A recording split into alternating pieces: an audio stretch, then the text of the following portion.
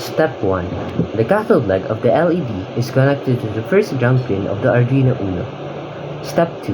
The first pin of the buzzer is connected to the first ground pin of the Arduino Uno. Step 3. The second pin of the buzzer is connected to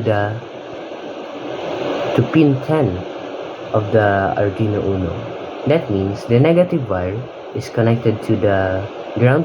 The negative leg of the buzzer is connected to the ground pin of the Arduino Uno, and the positive leg of the buzzer is connected to the pin 10 of the Arduino Uno.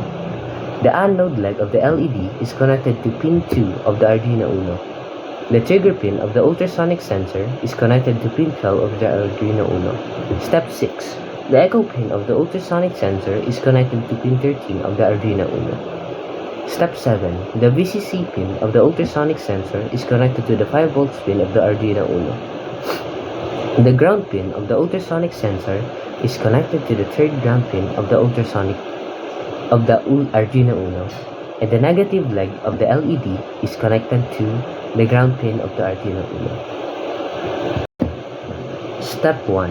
The cathode leg of the LED is connected to the first ground pin of the Arduino Uno. Step 2. The first pin of the buzzer is connected to the first ground pin of the Arduino Uno.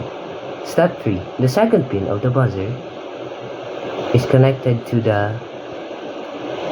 pin 10 of the Arduino Uno. That means the negative wire is connected to the ground.